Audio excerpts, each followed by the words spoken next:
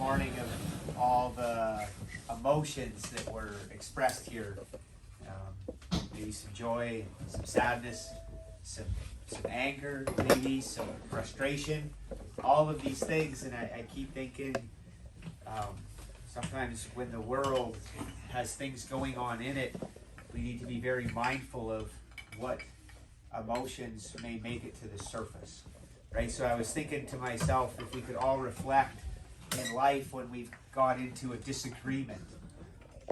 So say at work, I can easily talk about disagreements like with a spouse. And so for kids, say with your brothers and sisters. And I want you to reflect, if you remember a recent disagreement / fight that you got into where you self-recognized that your mind shut off. Or after the disagreement was over, you wished that you had to slow down enough to think. Does anybody have something that pops to mind? Generally for me, when I internalize it, Melissa's shaking her head, no. When I internalize stuff like that, it's usually a disagreement, say with a spouse, because they're the person that I spend the most time with.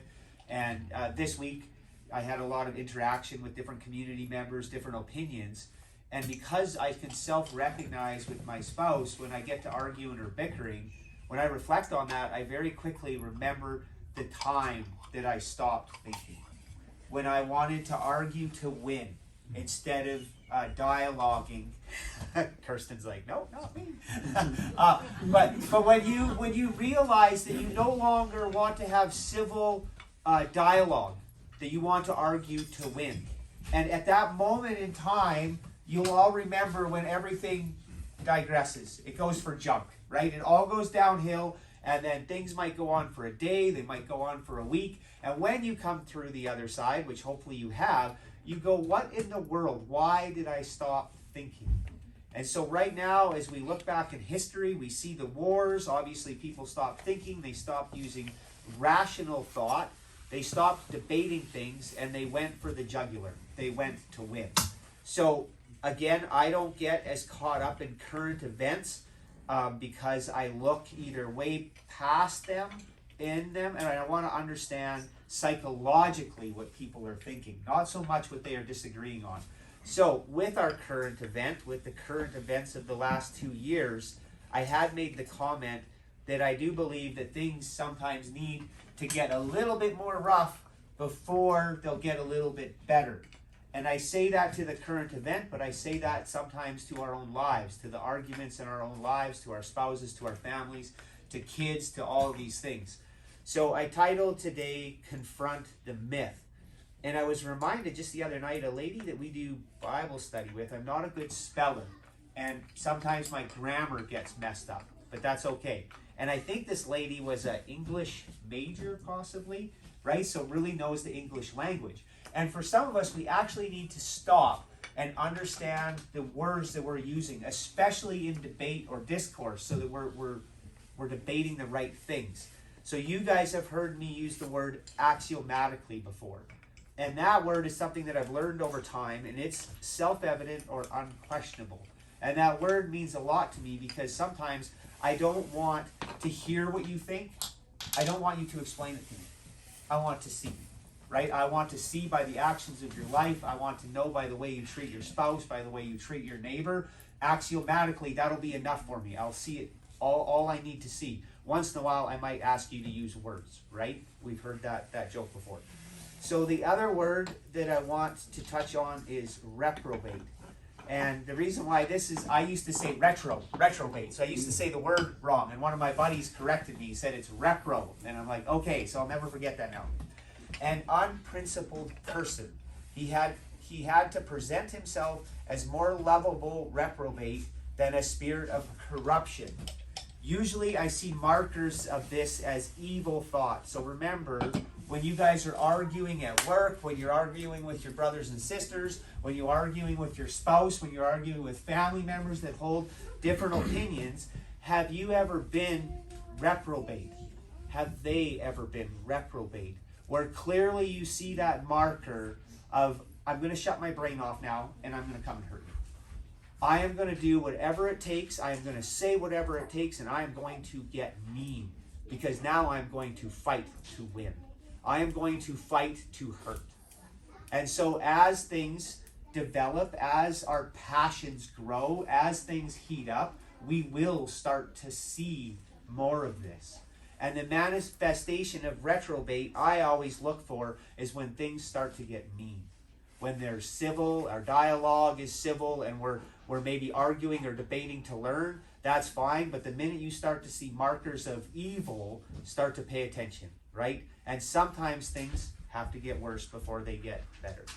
So confront the myth. This is just a little thing out of a book from Mark Clark, and it's called The Problem with God. And there's a quote, "The trouble about argument is that it moves the whole struggle onto the enemy's own ground. By the very act of arguing, you awake the patient's reason. And once it is awake, who can foresee the result?" And that was from C.S. Lewis, The Screwtape Letters.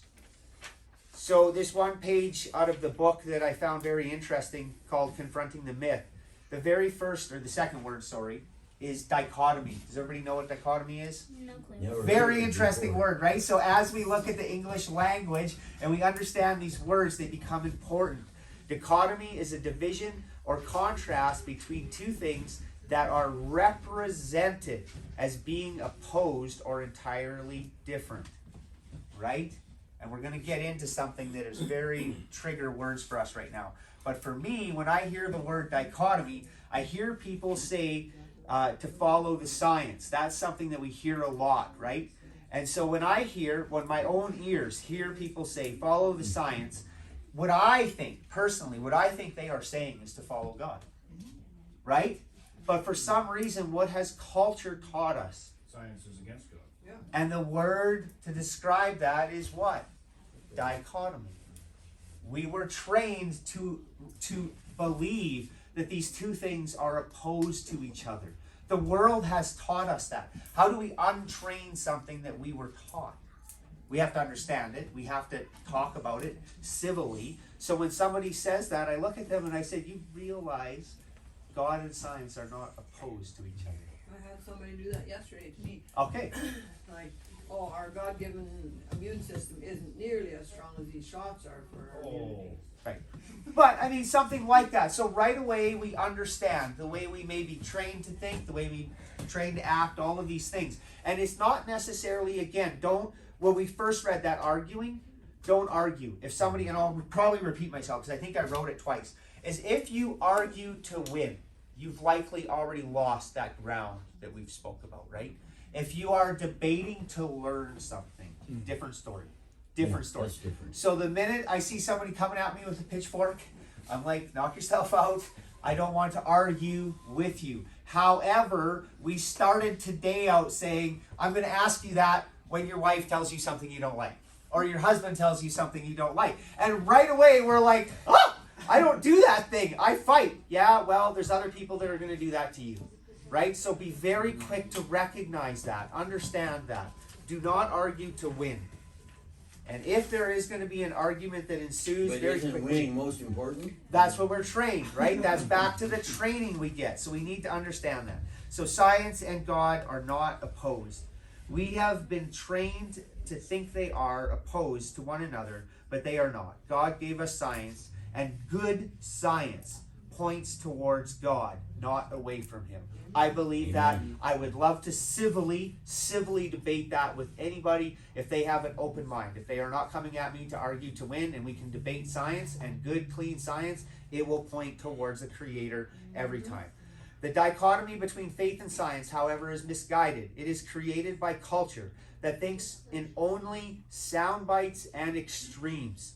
Right? This triggered me when I was reading it because I thought that's the world we live in. We give you enough sound bites, we will water down what you think until you think what we want you to think.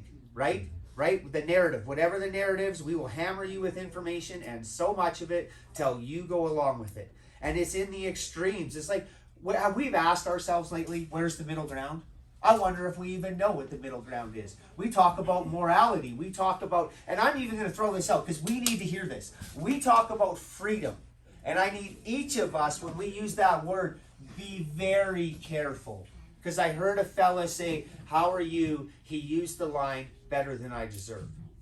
We know what we deserve, right? We know that type of stuff. I just want us to be cautious. If you enter into an argument and you use that word, back up a few steps and say, why am I using this word? What has God told me? What do I believe? How am I going to approach this person civilly so that I don't just enter into another argument where nobody's going to do any thinking? They've already shut that part off, and all you're going to do is go like this. Okay? There is enough banging gongs out there that are just talking keyboard warriors, non-stop keyboard warriors. And I'm like, oh my goodness, if you spent as much time in the Word as you spent on the internet, we would all be a better society for that. But there is some big hurdles to overcome, and some of them hurdles, they reside in us. So before we start shaking our finger at other people, let's internalize it just a little bit. Okay. Sound bites and extremes. Rather than bothering to investigate the place where truth is usually found, right? I ask people, are we seeking truth in this debate? Or is it an argument just to win? Truth, right? In the both and scenario, in this case, of faith and science working together, rather than the either or choices presented to us time and time again, wherein the two are mutually exclusive. This is a cultural myth written and preached by one of the most powerful and pervasive structures of thought the world has ever known, secularism. Secularism teaches that because there is no God and no spiritual reality in the universe beyond what we can test, naturalism, beliefs in such ideas should be marginalized from public life and discourse. Secularists believe that religious beliefs have been categorically proven false by modern developments in science and technology, and they can now be dismissed. Secularism has held philosophical sway in Western culture since its ascent during the Enlightenment, 16 to 1800 AD. Its modern form is represented most popular by thinkers such as Richard Dawkins, Sam Harris, and the late Christopher Hitchens. They argue that science and naturalistic evolution have provided enough evidence to deduce an atheistic conclusions to all our foundational questions. I'm going to stop there. Actually, I'll stop after this. They answer all the foundational questions to those of origins, meaning, morality, and destiny. If that is true, why did that evolution train stop? Right? Why did it stop 1,000 years ago instead of eradicating all of the bad? Right? They would ask the question, why does God allow this? And I would say, why did evolution allow this? If that's the train you want to ride, then let's ride it to its natural end. And its natural end said it did so much greatness creating the human body. It did so much greatness creating the universe, so much greatness creating all of this stuff. And then what? It just took a holiday? It just stopped? Why did it not finish when it started on this greatness train? And everybody says, well, I want to throw that at you with God. Why did God stop? Because he allowed free choice. Right? That's the like answer. that is, however, remember when we get into discourse with people, can you ever get to that point? I believe lots of times we can't, because this is what happens. We put our dukes up and they put their dukes up and we shut our little brains off and we start to fight to win. Okay? Instead of saying, if you want to argue, you need to argue alone. If we could debate, if we could get a piece of paper, write down some of your ideas down and I could write some of my ideas down. If you literally think that you need to change your tires to be all-season tires to get through the winter, or to winter tires. And I have the firm belief that I can run my all seasons and I'll throw a set of chains in my pickup to get through the winter. Can we not do that? Right? Can we still not discuss those differences without crawling up and down each other's throat? Because through that, maybe we will find reason. Maybe we will progress towards truth instead of away from it. Okay. Okay, furthermore, they assert that people who do not submit themselves to a purely naturalistic outlook are primitive and irrational. Faith is like a mental illness. Richard Dawkins has said, a great cop-out, the excuse to evade the need to think and evaluate evidence. Sam Harris agrees, saying, we have names for people who have many beliefs for which there is no rational justification. When their beliefs are extremely common, we call them religious. Otherwise, they are likely to be called mad, delusional, or psychotic. And I thought, FYI, in case any of you went into conversation using those words, it would be the form of this. It really would. I do not understand how that can come at us and we cannot display that backwards without there being a fight. Right? But again, when you recognize how quickly each one of us can shut our brains off in our own circumstances of life, why would you not expect that from another person? Right? So to be able to talk to them about stuff like this and to say, what makes you think that you're so rational and I'm so irrational? Why can we not flip them tables around? Why can we not write some notes on a board and actually decide where we're going to land on truth? Notice the dichotomy. Science is about thinking, evidence, and rational justification, while Christianity and faith in general are about evading evidence and clinging to non-rationality. But what if secularism and naturalism are views that are outdated, are the views that are outdated? What if the world of faith and reason are not opposed to each other at all, but actually belong together in a beautiful and life-changing symmetry that makes sense of the evidence, even more than atheistic exclamations do? That is precisely what I have come to see after years of examination. I have been led towards Christian faith by reason and the study of science, history, and philosophy, and away from modern, secular, atheistic worldview. I have come to see that Christianity isn't less rational, it is more rational. It takes a lot to be in a headspace where you can think, what did we talk about 2 weeks ago when I was here? Your paradigm. That is what this is. Your paradigm, if you have hung on to a worldview because great-great-grandpa held on to that view, and your grandpa did, and your dad did, there is a high likelihood that you would. Equally, when I look at my children, I don't want them to believe what I believe. I want them to believe because they have chose. They have seen both sides, they have studied the evidence, and they choose it, right? So we cannot force. So the last time we spoke on your paradigm, the way you see things, your worldviews, we spoke on how hard paradigm shifts are. To think differently than you have for lots of your life can be difficult. And I just wrote a footnote here because sometimes in the culture that we live in, and I think I repeat myself again, but we need a cause in life. Have you recognized that? If it wasn't putting up blockades and doing protests for pipelines or for, I mean, there was a whole list of things a couple of years ago that we were fighting. People needed a cause, and the same keyboard warriors got on there and they spewed out propaganda. We started to lose sight of truth anymore, and then a new cause come along because people, if they don't have an inner sense of a cause, they're going to go and find one. Okay, so it's going to be difficult. So I said, as a footnote, don't just change for change's sake. If there are great things in your life that are just and noble, which we need a measuring stick, right? Don't just go find something that you think is appropriate to pour all your time and energy into. You need some measuring sticks that if it's just and it's noble, right, then that might be something that's worth pursuing. Don't just change those things. I'm talking about the things we know deep down would be far better if we removed them or at minimum thought differently about them. And I just wrote here, again, guys, it's something that is probably very close to our life. I see it run rampant in the world. It's the pornographic industry, right? We take something that for a lot of men, we understand that world, I'm going to say. We understand how quickly it can ensnare and entrap us all, right? And I actually know people that would say, well, what's the problem with that? And I would say, as we start to discuss morality, as we start to discuss life and law, if you don't want to believe in a moral lawgiver, then I guess you're right. What is wrong with it? All the while, again, back to that chaos, when it comes knocking at your door or to your child's door, or something happens in your family, and all of a sudden you want to say something is wrong.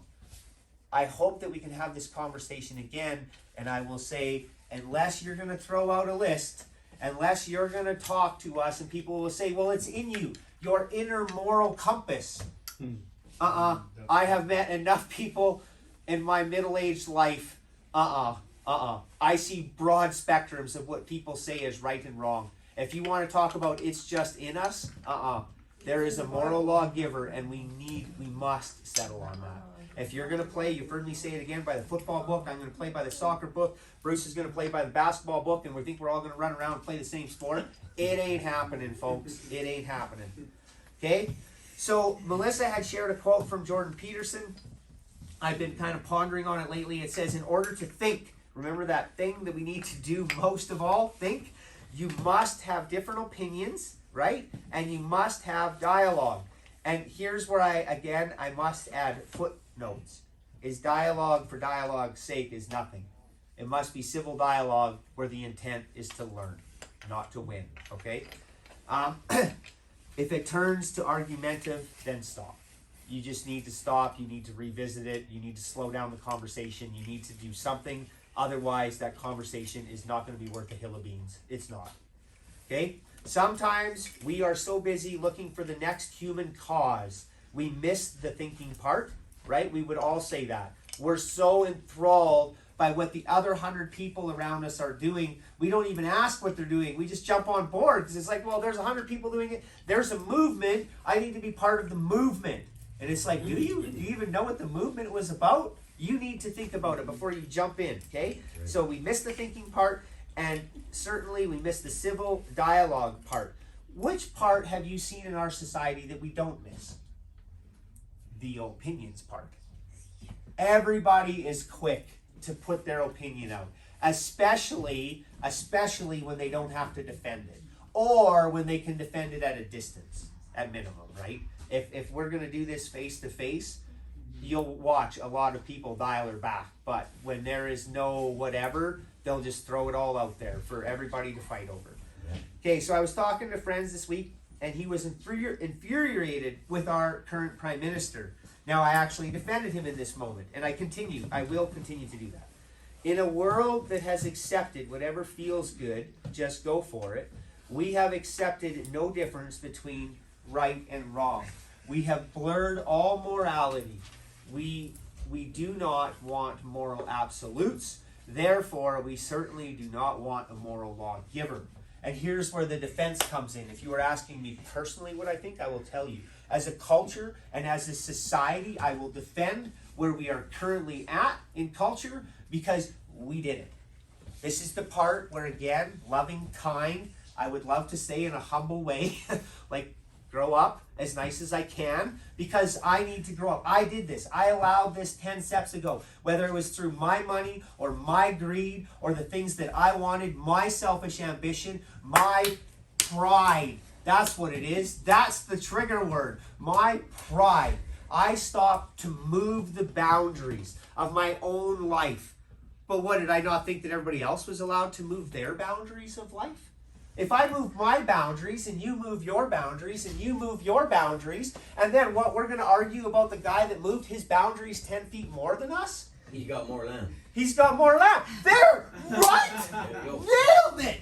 This guy has more stuff than us. Or this guy, he abused me and he rolled up underneath the church. Right? He stole something from me. He charged me too much for my bails. He did something in my life, and he happens to belong to a church, so now I'm going to hate the church. Do you know what I mean? It's that type of thing. I've heard that lots. Right? And I'm going to ourselves, why? Why have we allowed that? Oh, I know, that little thing in our brain that shut off, right? Because the minute that we have to go pay our insurance bill, or the minute we have to do something, we are all faced with these lines that we have to hold. And if we don't hold them, how dare we? How dare we apply that to somebody else? So as a nation, right, I think, again, current events, and I get it. I get it. It's okay. I kind of love it. I'm not going to stand here, though, from the pulpit and preach anything about it. That is not my place. I'm 10 steps before this and going, do you want something in life? I want something in life, too. And I'm not going to roll up. I'm not going to roll up underneath of this broad freedom word. Okay, I'm not. What I'm going to roll up under is because of my belief, because of my profession, because what I have given my life to, if you want to replace something over here and you want to just give something over here, how long do you think that something is going to last? Remember, we talked about the foundation, the G3 elevator that's going up. Now, when you go to Grand Prairie, look off in the field by Richardson Pioneer, you'll see that elevator. It's going to take years before, a year and a half, maybe, or whatever, before you see the elevator go up, because they're going to be working on this foundation. If we just take something that we don't agree with and we replace it with something else, how long is that something else going to last without a foundation? I look at people and I'm like, for heaven's sakes, if we could agree on a moral framework, please allow me to talk to you about a moral lawgiver. Because if we don't, this freedom that we speak of ain't going to last. It ain't worth a hill of beans unless there's something that binds us all together. Right? And I know when we mention that to people, it's already going to get their dander up, because somebody maybe abused them from a church and they hear the word God or they hear the word Jesus and they put their dukes up. And I'm like, no, why does it have to be that way? There's a dichotomy that has made that bad, and it doesn't need to be. Our culture has trained us that it's this either or, and it's not the either or. You pick Jesus and God, if done correctly, it's this beautiful thing. Why have we allowed in our churches the abuses to go on unchecked? Why have we allowed the abuses in our lives to go unchecked? I want to do this thing, this thing, and yet I'm going to point at our primary. I'm going to point at somebody that is elite, and I'm going to say they're doing it wrong. Maybe if I start to do my life right, one person at a time, and another person at a time, another person at a time, all of a sudden you could actually see a whole community grow and change and blossom. Right? I would like to see what I thought yesterday of a family that just grew out. There was a uncle. I don't know if an uncle. I sold him a combine 3 years ago. Peter? No, Willie. Willie. There was another cousin that I went to high school with. Spent my high school years. Another cousin of yours, Jemima. Okay? So you see now this fabric is stretched out over time. Like the communities all the way from the other side of Fort St. John to Grand Prairie, and the connections, and you say, I'm just one person, right? That one business dealing that I happened to do with somebody 3 years ago, what if I had tried to cheat him? What would have been the story when he's seen me? I'll tell you what the story, but what do we think in our minds? We sell something to somebody and we're like, well, I just stuck a little bit of sawdust in the oil because I knew it'd make it across the line at the auction mart. We do in our heart, we think this thing. Somebody rolls up to buy something of mine, and I almost try to talk them out of it. So by the time they take it, it's like, is there really that much wrong with it? Well, yeah, and sooner you know it now than later. Right? But I mean, we all need to be conscious of our own actions, and that ripple effect, it starts with one, us. So we need to take responsibility for that. Okay, so now I just need to close it off. I had it was very short. I don't know where it went from short. Okay, so, Exodus. You'd be worried about short. Okay, so this is the thing. When we're talking to people out of love, kindness, humility, right? Be ready to give a humble answer. Just say, don't just think the world has given you that God and Jesus are bad. Please don't think that. Please just hear what God and Jesus said. So this is Exodus 19, 1-9. Exactly 2 months after the Israelites left Egypt, they arrived in the wilderness of Sinai. After breaking camp at Rephidim, they came to the wilderness of Sinai and set up camp there at the base of Mount Sinai. These are real places in history, okay? This is history. This isn't like I don't want to believe in the Bible just because it's the Bible. No, this happened, so whatever. Take it or leave it. If you don't like history, that's fine. So basically, the takeaway from these verses is they had left Egypt, and what happened when they left Egypt? There was all of these miracles. The Red Sea parted. All this stuff is recorded in history. Crazy, mind-blowing stuff that over the years has got watered down in our culture, okay? So they show up to Mount Sinai, and the reason why I picked them verses out is it's 2 months. Do you remember what happened 2 months ago? Okay? Which is funny. Start remembering, okay? Write it down, do a journal, do something, because I was remembered the last, not this last provincial election, the provincial election before that. We ended up having the Conservative Party and the Wild Rose Party and the Orange NDP Party. Okay. Now I asked people. They said, "Well, we got to vote for such and such party this time because of this and this and this." And I said, "Do you remember what happened in the last election, like 4 years ago?" And the person looked right at me and they said, "No." Right, and I'm like, What? How could you not remember that? We split a vote, and then somebody else won because we got to bickering, right, about things. And they, no recollection of that so ever.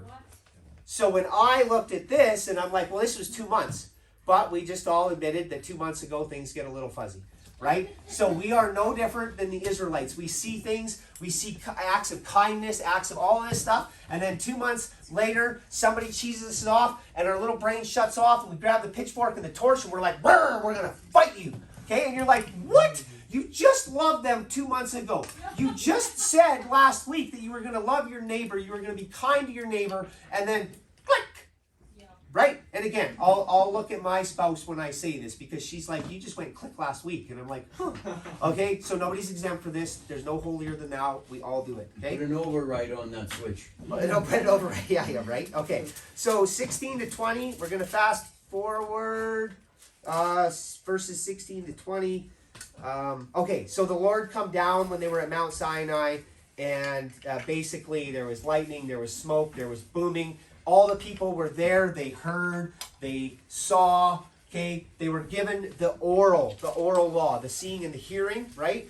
And so what God, this is actually when I was studying this, I was going to really dive into it, but I was tired. I got really tired this week, and I was just, I was emotionally exhausted. So if you guys go and study this and there's little things that you pick me apart for, please don't. The takeaway was this, is they rolled up to Mount Sinai 2 months after Egypt. They started to already forget. This was very quick that this happened, and then they're given the oral law first, and these are the 10 Commandments. And I do want to read them because people say, well, what would you stand for? This is what I stand for.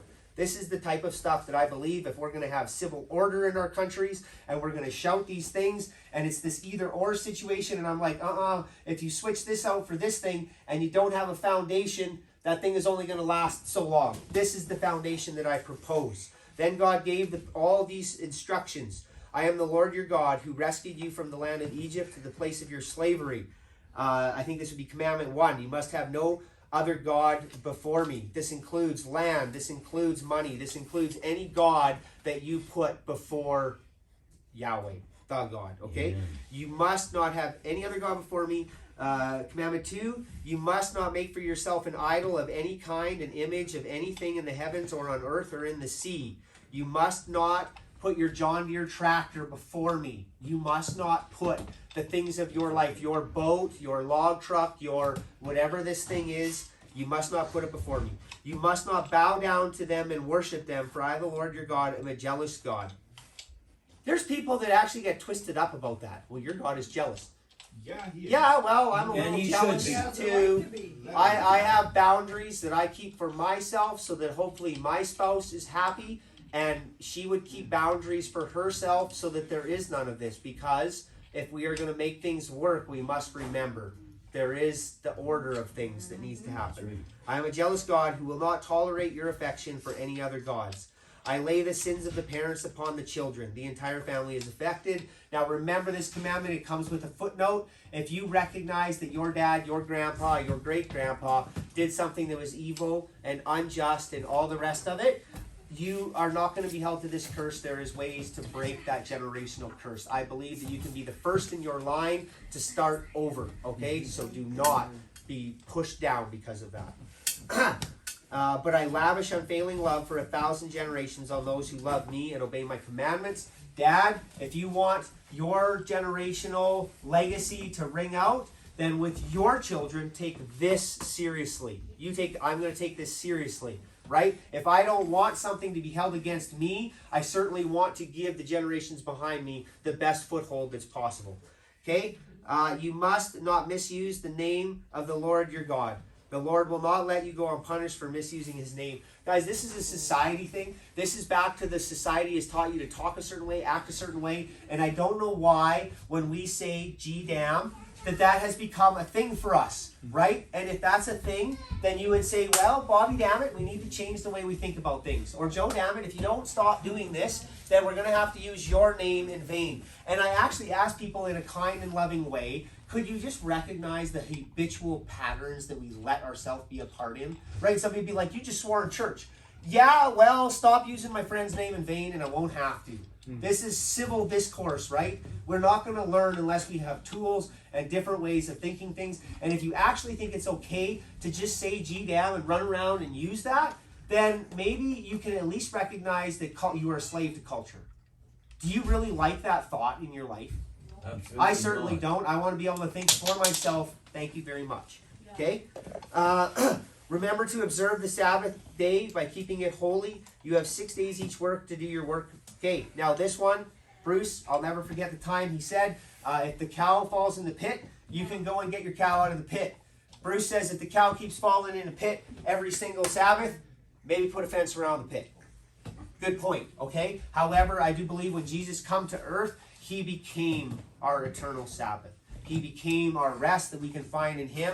There is part of this that is based on the old law and the new law. However, I will never forget that comment. When we do things, don't just throw the baby out with the bathwater, okay? We need to be conscious. We are meant for rest. If you're just going to be a workaholic 24/7, trust you me, it ain't going to end well, okay? My really good Hutterite friend, Joseph, said, if the good Lord gives you a day to combine, you'd be stupid not to take it. So I think of what Bruce said over here. I think of what Joseph said over here. I think of what the Bible says, and there's a line there. Just like we said, if I don't expect somebody else to move the line, then I better be willing to toe the line too. So make sure that there's a line there that you find. Okay, this includes your sons, your daughters, male and female servants, livestock, foreigners living among you. For the 6 days the Lord made the heavens, the earth, and the sea. Now, a lot of times, people start to throw this because this is where they say that God didn't make everything. Again, I'd like civil discourse with you because I believe he did. You believe he didn't. I believe in moral law. I believe in a moral lawgiver. Honor your father and your mother, then you will live a long, full life. And I ask people that don't agree with this, I'm like, oh, you're the type that actually likes it when your kid knifes you in the back. That's fantastic, because I have not met a parent yet that appreciates that, right? All parents would love a relationship with their children till the day they leave this earth. If there has been discourse in your home and you have felt the pain and the hurt, why would you not? Why would you not think that there's some justification in this? Okay? You must not murder. Straightforward. If you think that that's okay, then I think we might have an issue. You must not commit adultery. There's a lot of pain and suffering in that. We could all agree. You must not steal. If you think that's okay, we will come and steal from you first, and we will see if you like it. I'm pretty sure not. You must not testify falsely against your neighbor. I'm pretty sure that we don't like it when people gossip about us. Let's not gossip about others. You must not covet your neighbor's house, right? There's a lot of people that I aspire to in life. I certainly don't want to turn that aspiration into covetousness and into jealousy, because jealousy will turn to anger and malicious behavior. You must not covet your neighbor's wife, male or female servant, ox or donkey, or anything else that belongs to your neighbor. When the people heard the thunder and the loud blast of the ram's horn, and they saw the flashes of lightning, the smoke billowing from the mountain, they stood at a distance, trembling in fear, and said to Moses, you speak to us and we will listen, but don't let God speak directly to us or we will die. Moses said, don't be afraid. They basically said, I agree. They're like, smokers! Watch out! This is a real thing, right? So then we fast forward a couple thousand years, and now we're actually fighting over right and wrong. And you're like, if you were standing at the bottom of that mountain, FYI, you would have thought this was a pretty good set of rules to live by, right? Right? Yes. But we just agreed. They come out of Egypt 2 months down the road. They're given this oral law, and they're like, yep, we see all this, and whew, we're in there. Now, I want you to fast forward. Chapter 24, we're not going to stop here. Chapter 24 basically starts when Moses goes up the mountain to get the written law, not the oral law. And God lays out stuff for him about the tabernacle, about life, about how if something does go wrong, how you deal with it. All these things, 40 days, right? You're like, I'm not much for school. And if I was up the mountain for 40 days, that would have been a whole bunch of learning. That's the takeaway from that. So you go all the way from chapter 24 to 32. Now, we took the law that we all agreed with. Everybody this day and age, if you actually ask them and they don't get hung up on God giving that law, they would agree with it. They really would. Okay? Now we get to chapter 32. So, Egypt, 2 months goes by, oral law giving, then we hear of trembling, we hear of fear, and we hear of, yep, that sounds like a pretty good deal.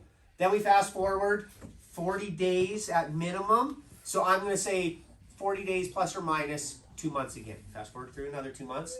Jesse's smiling at me. What happens after that? Okay? They're given the oral law. They're trembling in fear, and they're like, yep, sounds pretty good. All of us here, we say, yep, sounds pretty good. All of our communities, they agree, good, moral law. 2 months goes by, 40 days, give or take.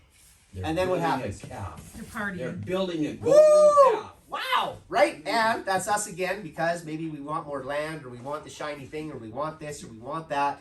And all of a sudden, when the people saw how long it was taking Moses to come back down the mountain, they gathered around Aaron. Come on, they said, make us some gods that can lead us. We don't know what happened to this fellow Moses who brought us here from the land of Egypt. And the only reason I keep saying this is because it's the either or. If we leave one thing that we don't like over here and we switch to another thing over here and we miss the foundation, then this is going to be us. 40 days is going to roll on by, and then our little flesh, our little brains, we're going to be unhappy with the next thing because something is going to have sidetracked us. We're like a bunch of squirrels. It's like, woo, squirrel, and off we go. Okay, so we need to be mindful of that. So Aaron saw how excited people are, right? And we all have them tendencies. So what do? We can cave. We can build. We can cave to the peer pressure. The Lord told Moses in verse 7, go down the mountain quick. Your people whom you brought from the land of Egypt have corrupted themselves. What do we allow to corrupt us? How quickly they have turned away from what I commanded them to live. They have melted down gold and made a calf, and they have bowed down and sacrificed it. They are saying, these are the gods, O Israel, who have brought you out of the land of Egypt. You're like, really? We're 2 months? We get a little reminder at the 2-month mark, and then we fast forward another 40 plus or minus days, and then we literally revert back to Is. We are no different. I can't. Our hearts, we need to be so mindful of our actions. I'm going to read this, and I think I'm about ready to close here. So, idols, again, even though Israel had seen the invisible God in action, they still wanted the familiar gods they could see and shape into whatever image they described. How much like them we are. Our great temptation is to still shape God to our liking, because maybe there's things that this world has given us that we do like, right? The earthly cravings, right? I mentioned that porn for guys, that's a real lust of the flesh. Some of them things we got to be constantly on guard against. And you would say that to some people. Don't lie to me. If that's part of your life and you like it, say that, so that it's not you beating your head up against the wall. If you're ready to let it go, then let's gouge it out of your life. And if you think that your life is better for it than without it, I would love to communicate with you about that. Right? I do not believe that's deep down in your heart that you actually think that. God to our liking, to make him convenient to obey or ignore. That's us too. Sometimes we want to ignore what we know is just and noble because we want to win. God responds in great anger when his mercy is trampled on.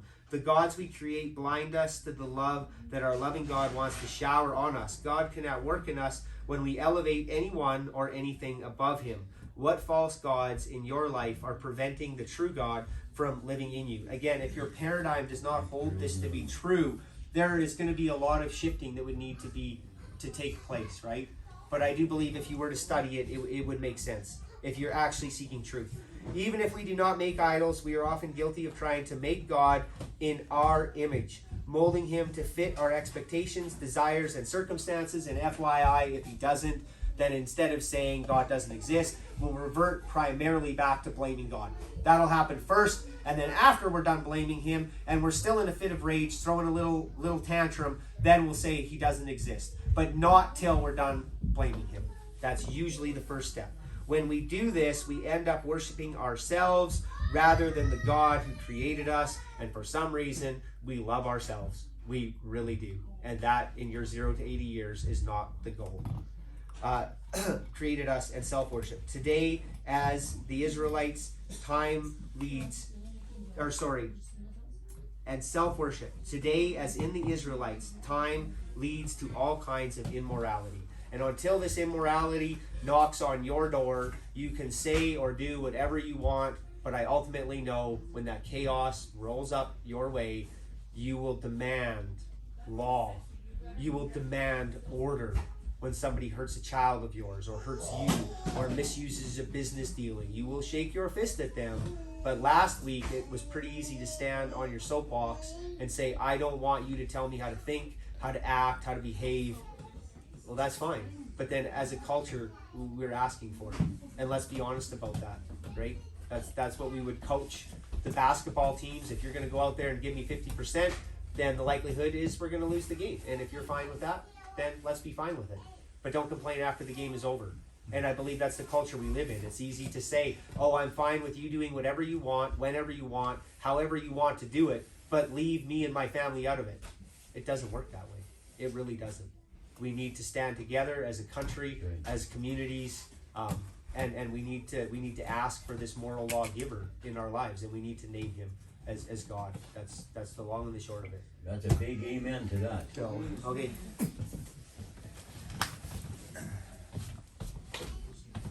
That was only a few minutes, right? Thanks, Chris, for sharing again this morning. So I've got something I want to share too, and it's kind of, with what's going on the last week or so. Most of us, I think, know the story of Lazarus and how Jesus was a friend of the family. And so this has kind of been tickling the back of my mind too. And so yesterday at the fellowship, I sat down and talked with a young man named Kevin. I think the camp kids know him quite well, Kevin Matthews. And he kind of started talking about the same thing. And so pretty soon he was kind of giving me some words to my thoughts. So anyway, Lazarus, as we know, was sick. They sent some of his friends to Jesus saying, come and heal him, or whatever exactly the words they said. And he waited for a couple more days for whatever reason. So now we know that God knows all things. So God and Jesus being one, Jesus knew all things. Jesus knew that Lazarus was going to die, and Jesus knew the outcome and everything. So kind of fast forward to the story there, and we come to verse 34. Actually, I'll go to 33. Therefore, when Jesus saw her weeping, so Mary and Martha, Mary I think it was, and the Jews who came with her weeping, he groaned in the spirit and was troubled. And he said to them, where have you laid him? They said to him, Lord, come and see. And Jesus wept. So if Jesus wept, knowing that he was going to be able to heal or raise Lazarus, and the whole story, Jesus knew that. Why do we think that we shouldn't weep, for one thing? But doesn't that just show us the heart of God? Absolutely. He wept because they were so sore. Yeah, and he loved those people, and he loves us. That's right.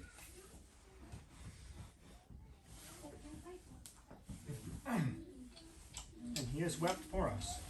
So let's remember that.